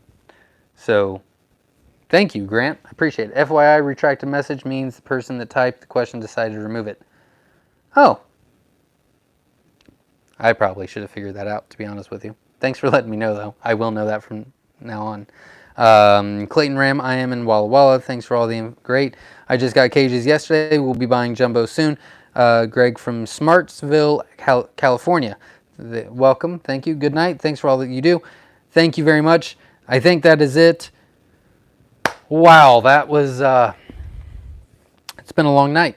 Thank you, everybody, for joining. Thank you, everybody, for the questions. The questions that I could not answer. Thank you for everybody pitching in and helping. I love the community standard, the community process that we have here. I do have notes, incubator heat system for next week, humidity control, the candle video, foam shippers. I do have notes. I also wrote down the hatch rates, so I will transfer that over. I will have notes with me from now on, and I will have all those answers for you next week. Thank you, thank you, thank you for hanging in with me. Thank you for joining. If you haven't seen this yet and you're going to watch it at a later time, thank you for watching. Please hit the like button. I'd really appreciate it. I'm going to finish up with these questions, and then we will call it a night. Thanks for another great video. Off now as it is 2 a.m. here in the US or UK. You are a trooper. Thank you very much for joining, Scott. I had 22 out of 25 of your jumbo wild hatch 2 weeks ago. I don't think I had those numbers, so I will write that down. Thank you for letting me know. I really appreciate it, Mike. Kiki, good night, everyone. Thanks. Good night. Those were your numbers from your genetics video. Oh, I knew I had it somewhere. Thank you very much. Thanks for your time. Thank you for everything you do well with worth the wait for your birds. Thank you. Thank you, Zach. Great video. As always, you're a wealth of information. I really try, and really it's just because I've made a ton of mistakes. But I'm glad I can help. Wonderful answers. I didn't mind the rambling. Thanks. Thank you for your great Q&A video. We'll be messaging you soon for some future orders. Sounds good. I'm not calling. You're doing a video. Right. I'm going to write that down. Video. Terry. I thought we were doing the Skype thing too, though. Or am I calling you? I'll figure it out. Katernik's Corner. Yes, I will send you that tomorrow. I promise. Promise, promise, promise. I'm calling. Oh, nope. Thank you. Already text you. Okay, I will get to it. I don't know if I'll get to it tonight, but I will get to it tonight or tomorrow. I'm getting pretty tired. Thank you. Good night. Thanks again. Good night. Thumbs up. All right.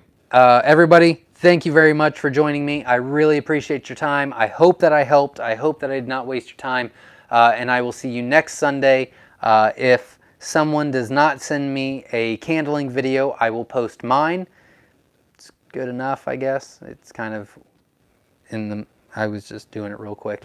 But I will post it. I will post a candling video this week of some sort, I promise. So thank you all for joining. If you want to get notifications when I go live or whatever the case may be, if I post a video, make sure you hit the subscribe button and the bell. You'll get notifications. Hit the like button. Tell your friends. Get excited about quail, and I will see you next week. Thanks, everybody. Have a great night.